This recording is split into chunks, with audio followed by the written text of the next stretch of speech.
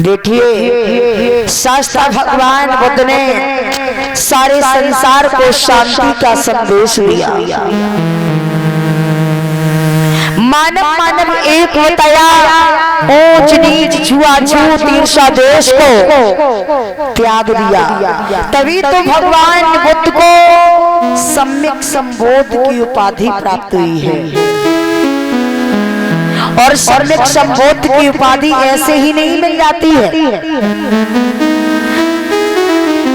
जो महामानव, जो भगवान सारे संसार के मनुष्यों को एक दृष्टि से देखे, उसी को ही सम्यक संबोध कहा जाता है।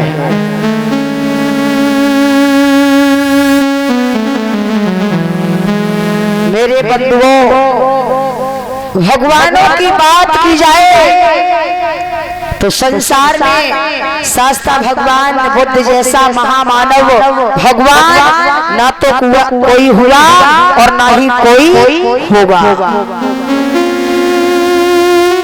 हमारे शास्त्र भगवान बुद्ध के पास में आपको अस्त्र शस्त्र देखने के लिए नहीं मिलेंगे।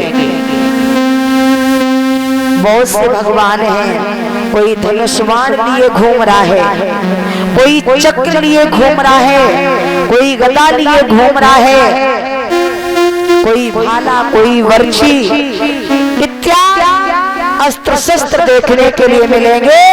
लेकिन बुद्ध के पास में एक छड़ी तक नहीं आपने देखी। अगर किसी ने बुद्ध के हाथों में एक छड़ी तक भी देखी हो तो वो बताए।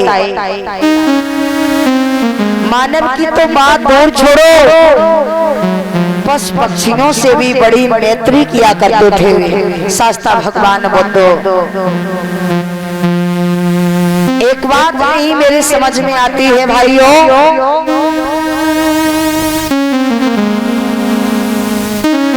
भगवान होकर के जितने भी भगवान हैं सभी लाइसेंस शुदा हैं।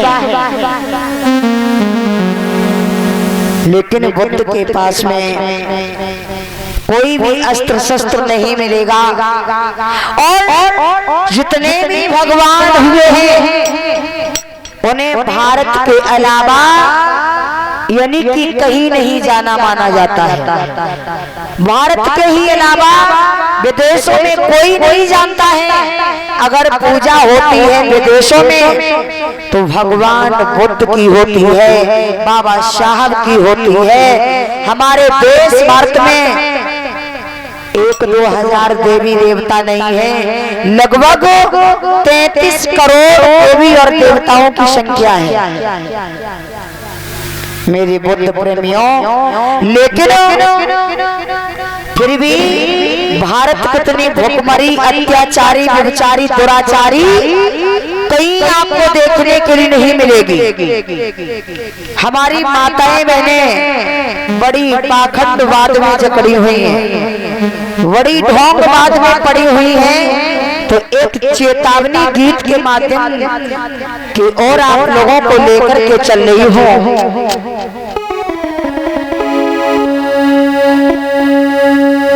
क्योंकि आप लोगों को मैं बता देना चाहती हूँ, हमारी माताएं बहनें बात बात पर गुमराह हो जाती हैं। जो सत्य का मार्गदर्शन भगवान बुद्ध ने दिया है उस पर कम गौर करती हैं। तो आप लोगों से मेरा अनुरोध है, आप लोगों से मेरा कहना है कि सत्य की ओर जाइए। क्योंकि भगवान बुद्ध ने भी कहा, किसी बात को जब मानो तर्कों पे खरी उतर जाए, बुद्धि विवेक पे जाकर के जब खरी कसौटी लग जाए। किसी भी बात को इस तरीके से न मान लेना चाहिए कि बहुत बड़े मंच के द्वारा बताई जा रही है। किसी भी बात को इस तरीके से न मान लेना चाहिए कि स्वयं भगवान बुद्ध बता करके गए हैं। किसी भी बात को इस तरीके से न मान लेना चाहिए कि स्वयं गीता बौद्ध बता रही है।